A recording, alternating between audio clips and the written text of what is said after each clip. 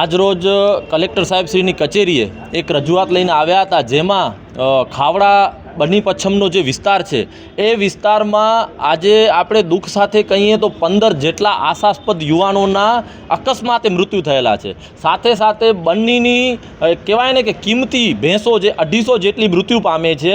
એ સર્વેનો જાણે કોઈ પણ પ્રકારનો તંત્રને કોઈ દુઃખ જ નથી એવા જાણે દેખાઈ રહ્યું છે।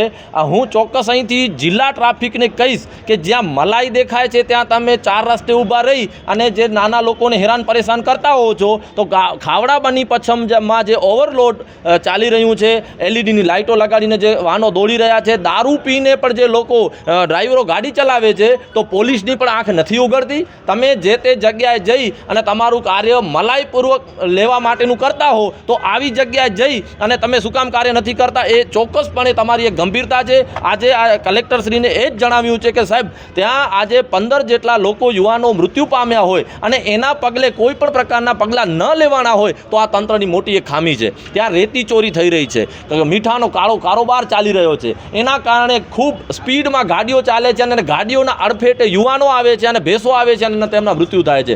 એ વિસ્તાર થોડોક શિક્ષણમાં નથી, ત્યારે એ કોઈ રજૂઆત નથી કરી શકતા, તો એના કારણે પણ આજે તેઓ દુઃખી છે। એ ક્યારે પણ ચલાવી લેવામાં આવશે નહીં, એમનો પણ જીવન આવી જ રીતે આપણે સર્વે સમાન છે। તો આજે સાહેબને 7 દિવસના અલ્ટિમેટમ રૂપે આપેલું છે કે આજથી 7 દિવસ બાદ જો આ મુદ્દે કોઈ ડ્રાઈવો ચલાવવામાં નહીં આવે કે આવા લોકો ઉપર સખ્તાઈથી કોઈ પણ નક્કર પરિણામ નહીં મળે, તો ચોક્કસપણે અહીં ઊભેલા દરેક આગેવાનો સાથે રાષ્ટ્રીય દલિત અધિકાર મંચ બન્ની પચ્છમના વિસ્તારના લોકો સાથે મળી અને એ રસ્તો પણ અમે બંધ કરાવી દઈશું અને જે કાયદો વ્યવસ્થા ન બગડે એની જવાબદારી આ તંત્રની રહેશે। એ ચોક્કસપણે આજે અમે કલેક્ટર સાહેબને જણાવેલું છે।